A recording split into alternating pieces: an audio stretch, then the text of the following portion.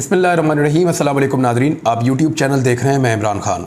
हमलों का ख़दशा है सिक्योरिटी इदारों का इलेक्शन कमीशन को इंतखाबात ना करवाने का मशवरा सामने आया।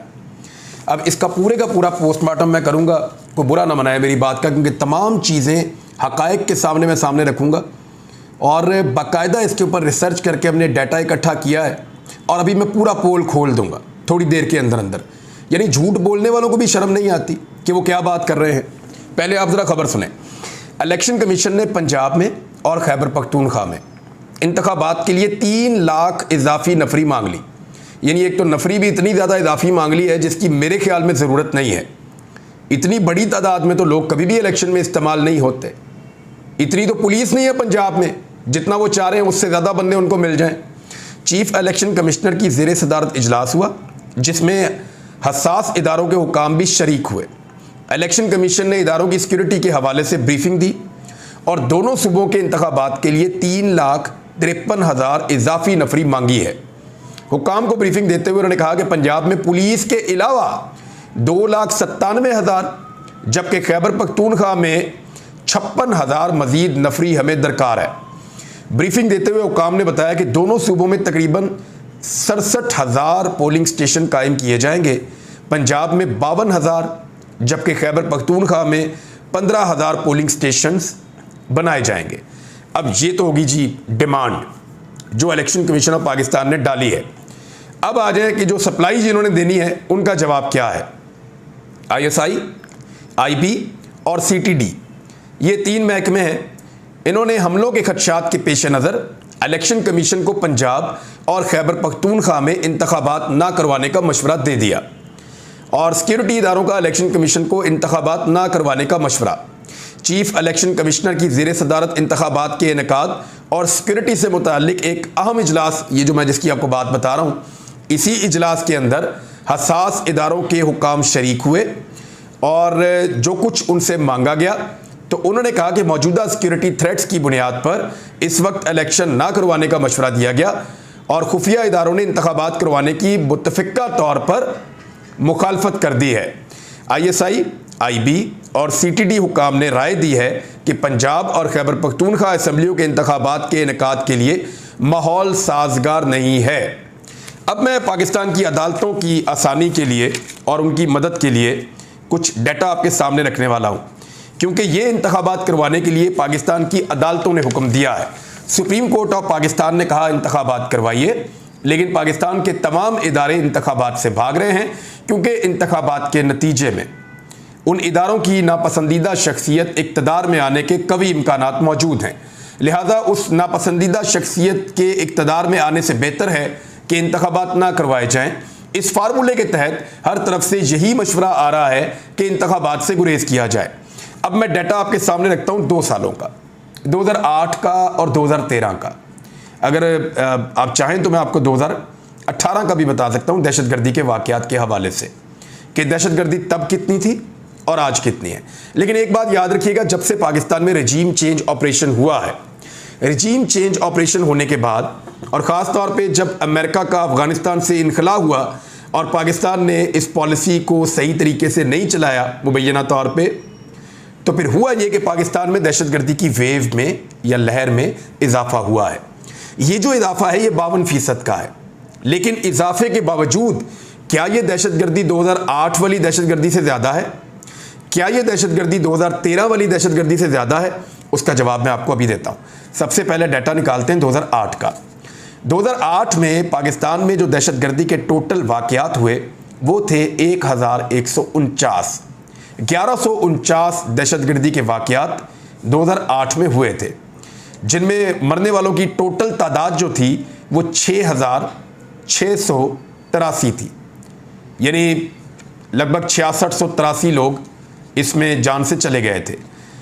1,796 सिविलियन शहीद हो गए थे, 647 सिक्योरिटी फोर्सेस शहीद हो गए थे, जबकि लगभग 3700 के करीब दहशतगर्द मारे गए थे और 516 लोग ऐसे थे जिनकी शनाख्त नहीं हो सकती कि ये सिविलियन हैं, कहाँ से आए हैं, कौन लोग हैं। 516 लोगों की शनाख्त नहीं हो सकी थी। ये 2008 का मैं आपको बता रहा हूँ। अब आ जाए 2013 में कितनी दहशतगर्दी हुई। 2008 में इलेक्शन हुआ था, पीपल्स पार्टी और PMLN ने मिलकर हुकूमत बनाई थी, और ये दौर था परवेज़ मुशर्रफ साहब सदर पाकिस्तान थे उस वक्त, आपको याद आ गया होगा। अब आ जाए 2013 में, जब नवाज शरीफ साहब को वज़ीर आज़म बनाया जाना था, अदलिया की तहरीक चलने के बाद, सारा माहौल ठीक हो जाने के बाद नवाज शरीफ साहब के लिए साजगार माहौल बनाया गया ताकि नवाज शरीफ साहब पाकिस्तान के वज़ीर आज़म बन सके।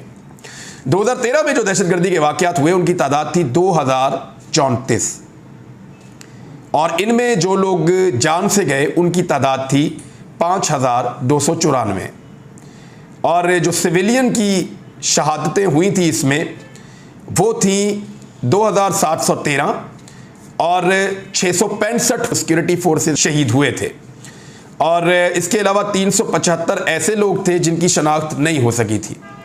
यानी अगर हम इकट्ठा करें कि 2013 के अंदर टोटल नुकसान कितना हुआ पाकिस्तान वाली साइड के ऊपर लोगों का, तो ये 3500 से ज़ायद लोग शहीद हो गए थे सिविलियंस और सिक्योरिटी फोर्सेस के मिलाकर, और जो वाक़यात थे वो 2034 थे। ये 2013 की बात है। अब आ जाएं आप 2023 में। 2022 का डाटा भी मैंने निकाला है।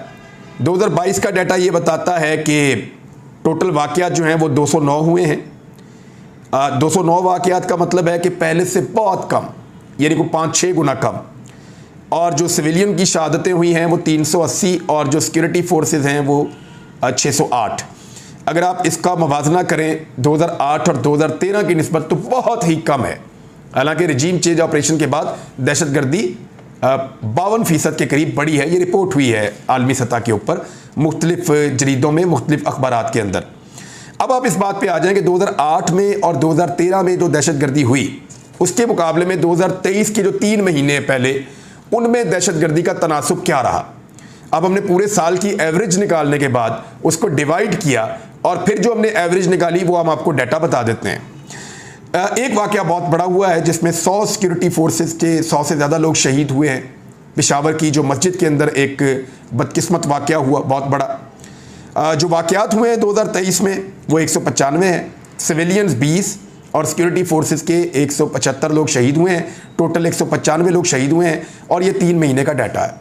अब अगर आप इसका मवाजना करें 2008 और 2013 के साथ, तो दहशतगर्दी के वाक़यात इस वक्त 2008 की निस्बत वाक़यात 4 गुना कम हैं, और जो शहादतें हैं वो 3 गुना कम हैं 2008 की निस्बत।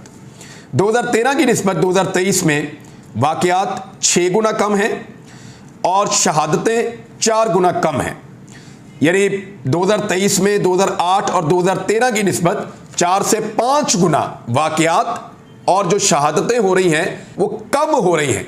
गो के पिछले सालों की निस्बत कुछ बढ़ गई हैं, क्योंकि रिजीम चेंज ऑपरेशन के बाद पाकिस्तान की पॉलिसी का भी फ़र्क पड़ा, और अफ़गानिस्तान के अंदर अमरीकी इनखला के बाद शायद हम अच्छी तरह मैनेज नहीं कर पाए, और कहीं हमारी गफलत रही, कोताही रही, जिसकी वजह से पाकिस्तान में कुछ दहशतगर्दी बढ़ी है। लेकिन ये 2008 और 2013 की निस्बत नहायत कम है। ये मैं आपको डाटा की बुनियाद पे कह रहा हूँ, और ये डाटा है साउथ एशिया टेररिज्म पोर्टल का। ये डाटा पाकिस्तान के अंदर जितनी खबरें छपती हैं तमाम अखबारात के अंदर, तमाम टीवी चैनल्स के अंदर, उनकी बुनियाद के ऊपर जो जो दहशतगर्दी का वाक़या रिपोर्ट होता है उसकी बुनियाद के ऊपर ये एक डाटा कंपाइल करते हैं, और हर साल उस डाटा को जारी करते हैं। महीनों के हिसाब से भी ये डाटा जारी रहता है।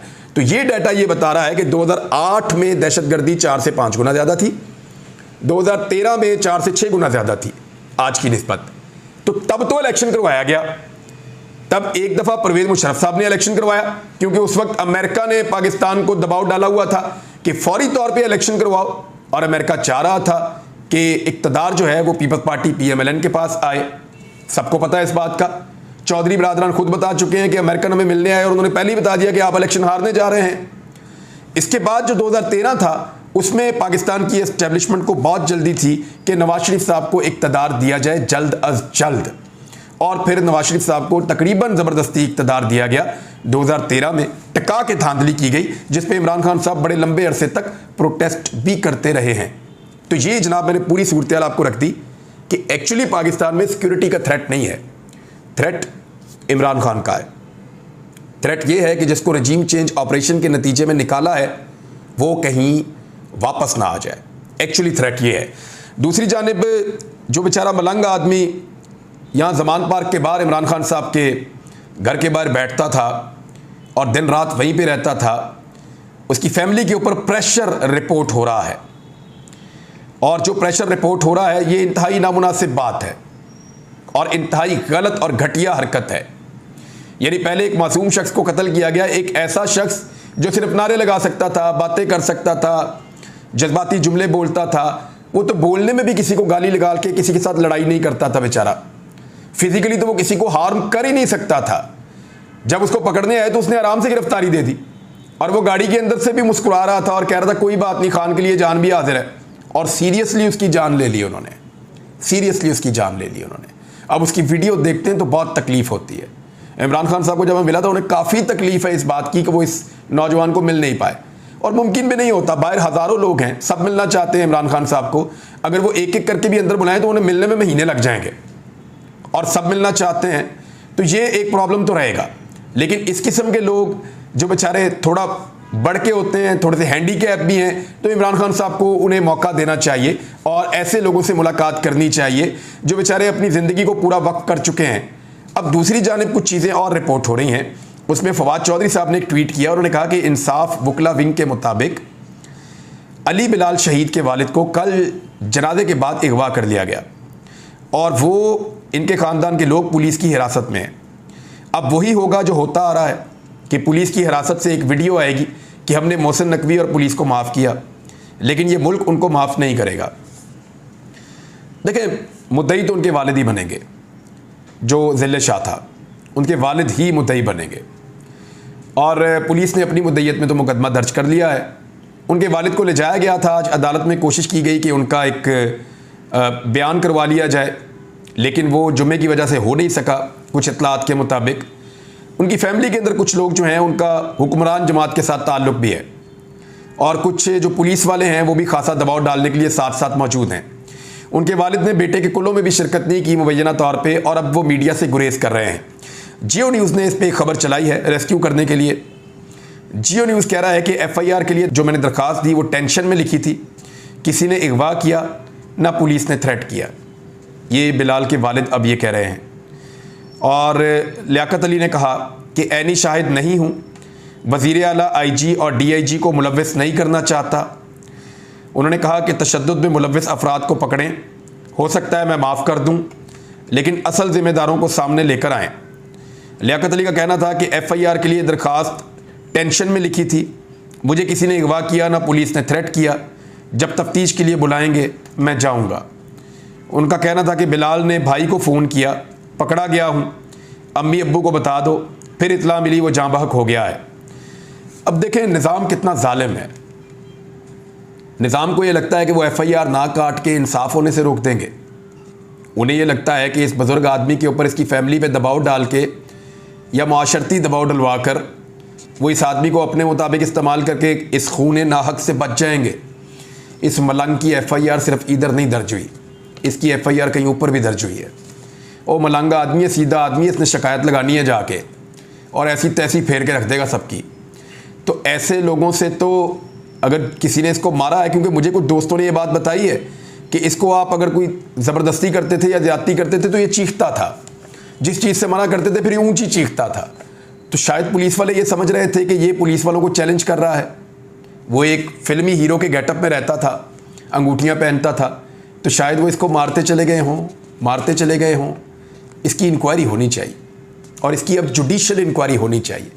इसके वालिद को, इसकी फैमिली को अगर वो माफ़ भी करना चाहें तो निज़ाम को माफ़ नहीं करना चाहिए। पाकिस्तान की अदलिया को स्टैंड लेना चाहिए।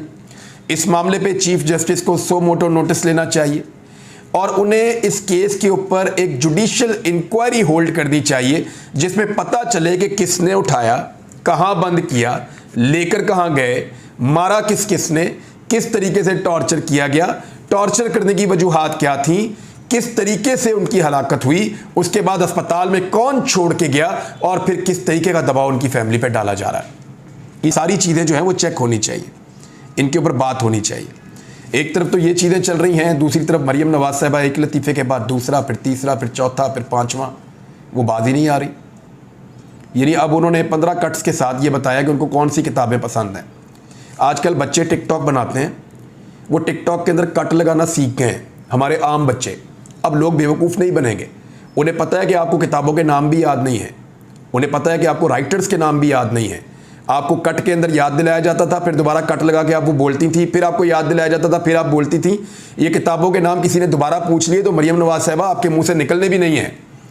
और इंटरव्यू अगर आपको देने का शौक है, सवालों के आपने जवाब देने हैं, तो मेरी बड़ी गुजारिश है कि PMLN में चाहे हमजा शहबाज हों, चाहे सलमान शहबाज हों, चाहे शहबाज शरीफ हों, चाहे मरियम नवाज हों, एक दफ़ा खिदमत का मौका तो दें इंटरव्यू का। मैं उनका इंटरव्यू दूंगा ताकि लोगों को पता चले कि ये कितने बड़े लीडर्स हैं, लोगों को पता चले कि ये कितने ज़बरदस्त लोग हैं, लोगों को पता चले कि वो किन के पीछे चल रहे हैं और किस तरीके से ये लोग पाकिस्तान को लीड करेंगे। मैं चाहता हूँ कि एक इंटरव्यू दें, मेरी ये गुजारिश है, मेरा भी एक हक है। मैं भी जर्नलिस्ट हूँ, क्लेम करते हैं हम भी जर्नलिस्ट हैं और बहुत सारे लोग जर्नलिस्ट हैं। आप जर्नलिस्टों को बुला बुला के इंटरव्यू दे रहे हैं, तो हमें भी एक इंटरव्यू दीजिए ताकि हम भी अपना नाम लिखा सकें उस सफ़ के अंदर कि जहाँ पे आपके इंटरव्यू हो रहे हैं। पता तो चले लोगों को कि एक्चुअली असल बात है क्या, लोगों को पता चले कि सवालात पूछने वाले कौन से हैं और जवाब कौन से दिए जा रहे हैं। मेरे इंटरव्यू में कट नहीं होगा, बस सिर्फ ये गुजारिश है। वन गो में पूरा इंटरव्यू होगा, कोई ब्रेक नहीं होगी, कोई कट नहीं होगा। इंटरव्यू शुरू होगा और इंटरव्यू ख़त्म होगा, और इस बीच के अंदर जो है वो किसी किस्म की इंटरप्शन नहीं होगी, फिर होगा इंटरव्यू। मुझे याद है वो तलत हुसैन इंटरव्यू कर रहे थे नवाज शरीफ का, तो एहसन इकबाल मिनट बाद बीच में कोई ना कोई लुकमा, मिनट बाद बीच में कोई ना कोई लुकमा। वो तलत साहब तंग आ गए, उन्होंने कहा यार तुसी दे दो भाई इंटरव्यू आके, या तुसी कर लो आके। तो फिर मियाँ साहब ने तरला मिन्नत करके तलत हुसैन को बिठाया था। ये वो दौर है जब तलत हुसैन साहब भी बड़ा ज़बरदस्त सवालात कर रहे थे उस दौर में। तो एक इंटरव्यू देना, और आमिर मतीन साहब भी कह रहे हैं और भी लोग कह रहे हैं। चलें देखते हैं। अब तक के लिए इतने, अपना ख्याल रखिएगा, अपने इस चैनल का भी। अल्लाह हाफिज़।